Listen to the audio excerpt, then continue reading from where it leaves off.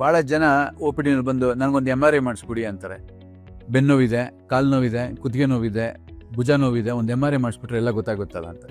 MRI scan ಗೊತ್ತಾಗುತ್ತೆ, ನಿಜ ಗೊತ್ತಾಗಲ್ಲ ಅಂತ ನಾನೇನು ಹೇಳ್ತಾ ಇಲ್ಲ. ಏನಾರ ಪ್ರಾಬ್ಲಮ್ ಇದ್ದರೆ ಖಂಡಿತ ಗೊತ್ತಾಗುತ್ತೆ. ಆದರೆ ಎಲ್ಲರಿಗೂ MRI ಬೇಕಾಗಿಲ್ಲ. MRI ಅನ್ನೋದು ಒಂದು ಎಕ್ಸ್ಟೆನ್ಷನ್ ಆಫ್ ಕ್ಲಿನಿಕಲ್ ಡಯಾಗ್ನೋಸಿಸ್ ಅಂತ ಹೇಳ್ತೀವಿ. ಅಂದರೆ ನೀವು ಕ್ಲಿನಿಕಲ್ ಆಗಿ ಪೇಷಂಟ್ನ ಎಕ್ಸಾಮಿನ್ ಮಾಡಿದ್ರೆ ಯಾವ ಭಾಗದಲ್ಲಿ ಏನು ಪ್ರಾಬ್ಲಮ್ ಇದೆ ಅಂತ ಅವ್ರು ಹೇಳಿದಾಗ ಆ ಭಾಗನ ಎಕ್ಸಾಮಿನ್ ಮಾಡಿದಾಗ 70 to 80% ಆಫ್ ದ ಟೈಮ್ಸ್ ಅದು ಏನಾಗಿದೆ ಅಂತ ನಾವು ಕ್ಲಿನಿಕಲಾಗಿ ಆರ್ಥೋಪೆಡಿಕಲಿ ಹೇಳ್ಬೋದು. ಆರ್ಥೋಪೆಡಿಕಲಿ ಕ್ಲಿನಿಕಲ್ ಎಕ್ಸಾಮಿನೇಷನ್ ಕರೆಕ್ಟಾಗಿ ಮಾಡಿದ್ರೆ ನಿಮ್ಗೆ 70 to 80% ಆಫ್ ದ ಟೈಮ್ಸು ಅಥವಾ 90% ಆಫ್ ದ ಟೈಮ್ಸ್ ನೀವು ಏನಾಗಿದೆ ಅಂತ ಹೇಳ್ಬೋದು. ಆದರೆ ಕೆಲವೊಂದು ಸಂದರ್ಭ ಕೆಲವೊಂದು ಇಂಜುರಿ ಆಗಿದ್ರು ಸಹ, ಅಂದರೆ ಇವಾಗ ಸ್ಲಿಪ್ ಡಿಸ್ಕ್ ಆಗಿದೆ ಅಂತ ಗೊತ್ತಿರುತ್ತೆ, ಅದು ಎಷ್ಟು ಪ್ರಮಾಣದಲ್ಲಾಗಿದೆ ಅಂತ ತಿಳ್ಕೊಳ್ಳೋದಕ್ಕೆ MRI ಮಾಡಬೇಕು.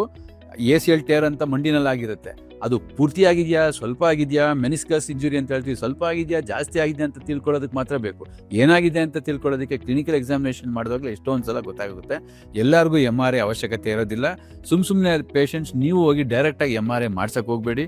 ನಿಮ್ಮ ಡಾಕ್ಟ್ರು ತೋರಿಸಿ ಅವಶ್ಯಕತೆ ಇದ್ದರೆ ಅವರೇ ಹೇಳ್ತಾರೆ, ಆಗ ಮಾತ್ರ ಮಾಡಿಸಿ. ಸುಮ್ಮನೆ ನೀವು MRI ಮಾಡ್ಸೋಕೆ ಹೋಗಬೇಡಿ.